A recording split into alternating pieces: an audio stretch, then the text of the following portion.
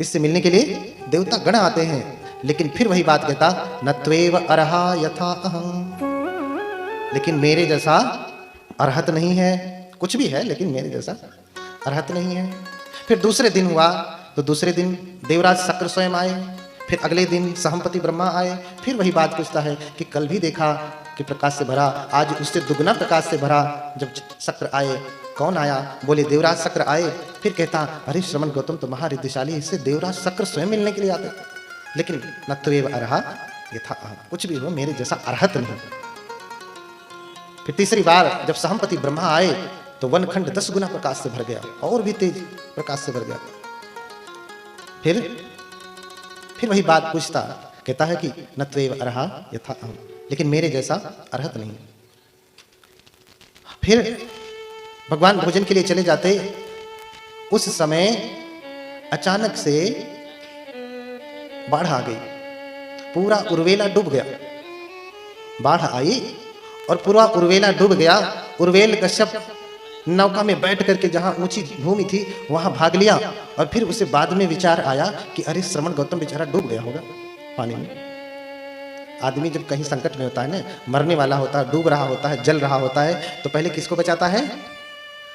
मैं को बचाता है, मेरे को नहीं बचाता। तीनों तृष्णाओं में कौन सी तृष्णा सबसे मजबूत है? काम, भव, विभव, है ना? तो भव तृष्णा तीनों में सबसे अधिक प्रबल है।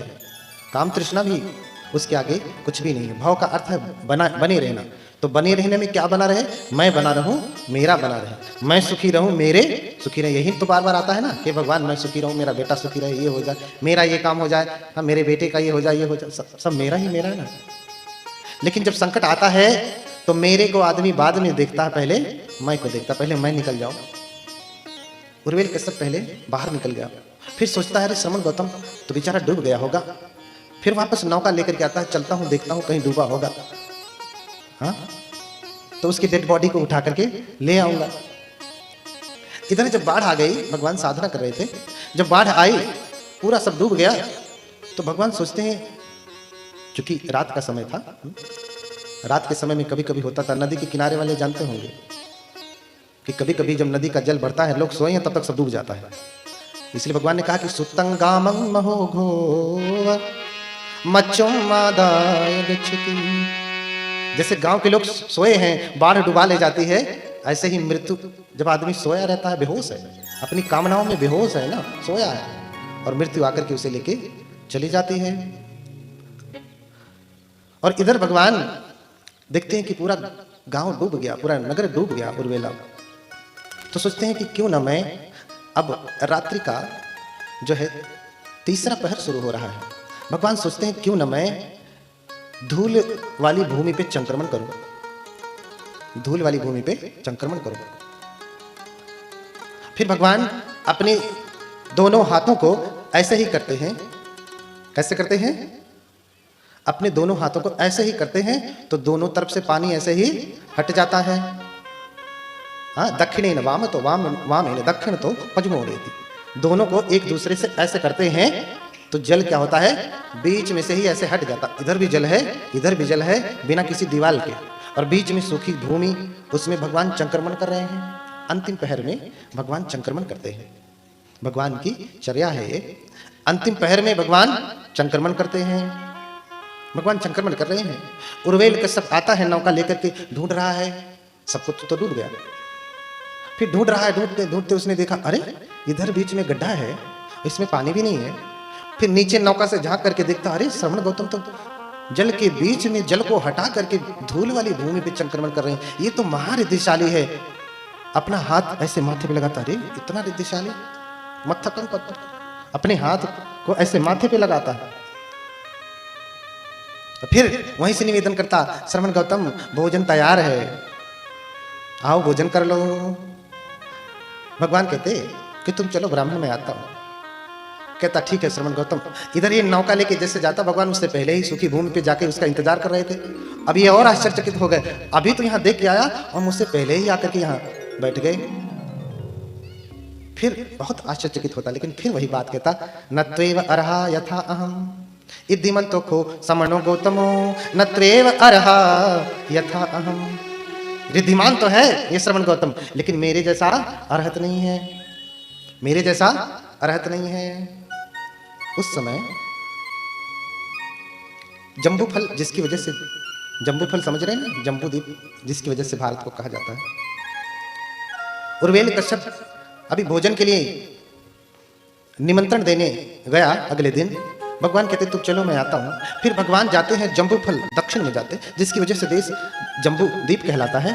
जामुन के फल लेकर के आते हैं और ब्राह्मण जो है उर्वेल कश्यप से पहले ही उसकी कुटी में पहुंच जाते हैं। ये अभी निमंत्रण करके आ रहा है, भगवान पहले ही पहुंच गए और कई 100 योजन दूर जाकर के जामुन का फल लेकर के आकर के उसकी कुटिया में बैठ गए। बोला श्रवण गौतम अभी तो तुम वहां थे, फिर यहाँ कैसे आ गए? और ये जामुन का फल तो यहाँ होता नहीं, सैकड़ों योजन दूर होता है, ये कौन दे गया? बोले तुम जब मुझे आए थे निमंत्रण देने के लिए तो मेरे मन में हुआ कि शायद तुम्हें जम्बू का फल अच्छा लगता हो, तो मैं उसे ले आया। फिर दांतों तले उंगली दबाता कहता कि इद्धिमन्तो खो समनो गौतम। रोसा जाने लगा तो भगवान ने पात्र के सामने ऐसे हाथ कर लिया। जब हमें कुछ नहीं लेना होता है तो पात्र के सामने क्या कर लेते हैं? हाथ ऐसे कर लेते हैं। ये भगवान से ही परंपरा है, नहीं लेना है तो हाथ ऐसे कर लिया। तो पहले लोग समझदार हुआ करते थे, हाथ करने से फिर रुक जाते थे। यहाँ तो आप हाथ कर लेंगे तो हाथ हटा के डाल देंगे, तो उनसे मुख से बोलना पड़ेगा नहीं नहीं नहीं लेंगे। तो ऐसे कर लिया और भगवान ने जब ऐसे कर लिया तो अनाथ पिंडी कहते कि भगवान क्या हुआ, अभी तो आपने भोजन ही नहीं लिया। बोले सृष्टि अभी एक भिक्षु विहार में है, उसे बुला भेजो। अनाथ पिंडिक ने बुलावा भेजा, किसी दूत को भेजा, किसी सेवक को भेजा कि जा देख विहार में कोई बनते हैं, उसे लेकर के आ, उसे लेकर के आ। लेकिन उससे पहले ही जब चूल पंथक को महापंथक छोड़ करके चले गए तो चूल पंथक विहार के दरवाजे पे खड़े होकर के रो रहे थे, हाँ, कि मुझे छोड़ के चले गए। क्यों? क्योंकि मुझे गाथा नहीं याद होती। वहीं खड़े होकर के बुलका रहे थे, रो रहे थे। फिर भगवान आने से पहले ही मिल करके आए थे। बोले क्या हुआ, क्यों रो रहे? बोले भगवान बनते महापंथक ने मुझे गाथा दिया था याद करने के लिए, मुझे याद नहीं हो रही, उसका पाठ नहीं हो रहा है, तो बनते मुझे निमंत्रण में नहीं ले गए, इसलिए मैं रो रहा हूं। भगवान बोले चिंता मत करो, गाथा ना याद कर पाना ये बड़ी बात नहीं है। ये लो मैं तुम्हें एक मंत्र देता हूँ। भगवान ऐसे ही हाथ हवा में घुमाते हैं और एक छोटा सा कपड़ा, रुमाल समझ लीजिए, गंदी सी रुमाल हाथ में पकड़ लेते हैं। एक गंदा सा छोटा सा कपड़े का टुकड़ा जिसमें गंदगी लगी, मिट्टी लगी, रज लगा है, धूल लगी, और फिर चूल पंथक को देते, कहते लो चूल पंथक इस कपड़े को रगड़ो और जो मैं मंत्र देता हूं उसका जाप करो। चूल पंथक ने खुशी खुशी ले लिया, जाप करना है, मंत्र दे रहे हैं भगवान। बोले इस कपड़े को रगड़ो और बोलो रजो हरणम, छोटा सा याद हो जाएगा, आपको याद हुआ? रजो हरणम याद हुआ क्या? रजो हरणम, रजो हरणम, रजो हरणम।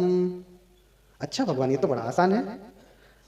भगवान कपड़ा देकर के चले गए, बैठे, और इधर ये कपड़ा लेकर के मंत्र जाप कर रहा है, रजो हरणम, रजो हरणम, रजो हरणम, रजो हरणम, जाप कर रहा है, रजो हरणम, रजो हरणम, रजो हरणम, रजो हरणम, रजो हरणम, रजो हरणम, रजो हरणम, रजो हरणम, जाप कर रहा है पूरा एकदम। जाप करते करते करते करते उसका रज जो था वो दूर हो गया।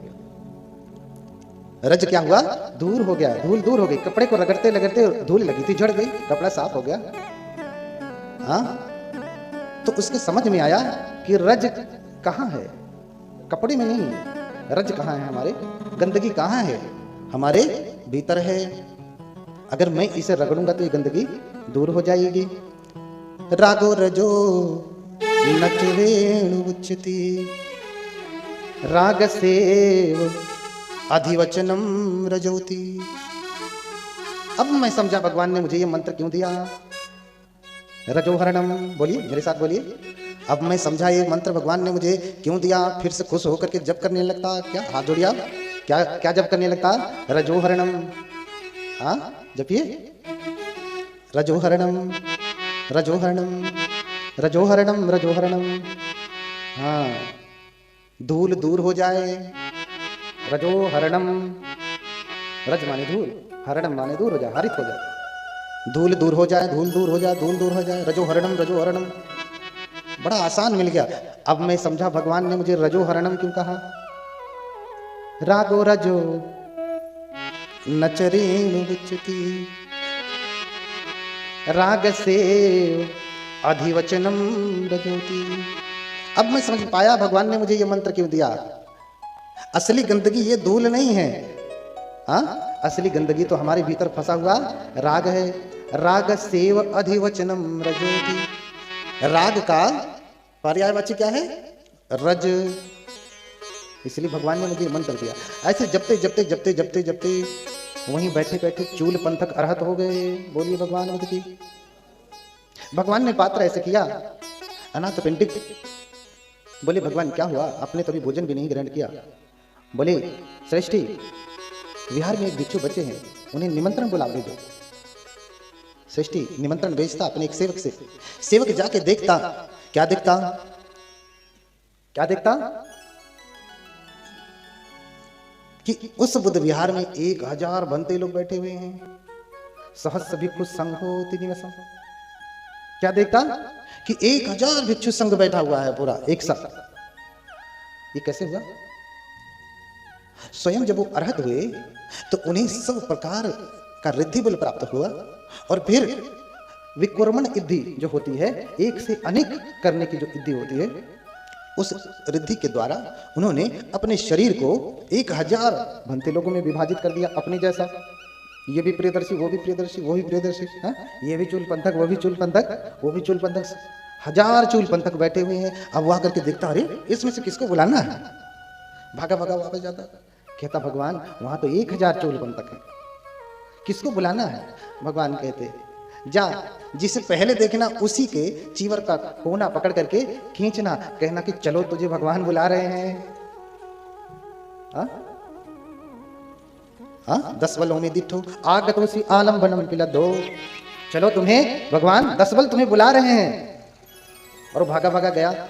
जो पहले दिखाई दिया उनका चीवर का कोना पकड़ करके कहता है कि चलो तुम्हें भगवान, चलो आपको भगवान बुला रहे हैं।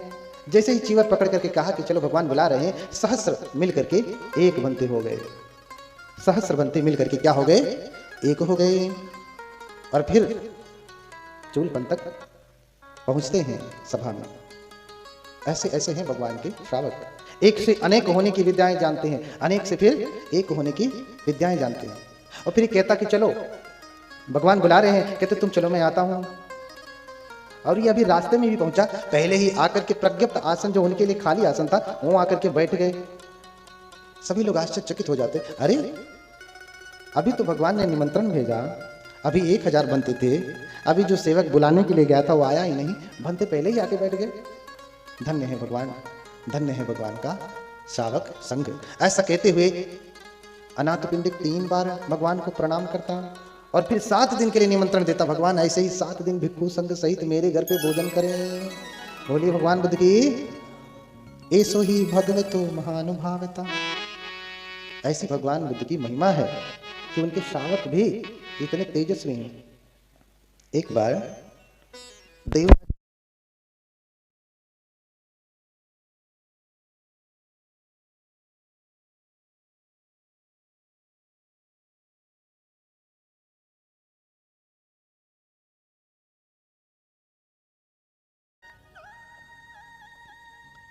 फिर देखते देखते, क्योंकि चूल समुद्र परम रिद्धिमान है, अपने दिव्य चक्षु से देखते हैं कि जम्बूद्वीप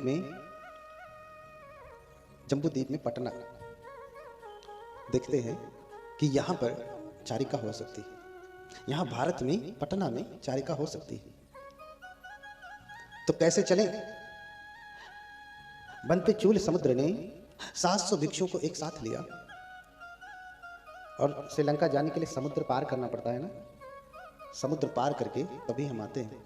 अब चाहे हवाई जहाज से पार करिए, चाहे पानी की जहाज से। तो पानी की जहाजें तो चलना बंद हो गई थी, अभी शायद शुरू हुई है।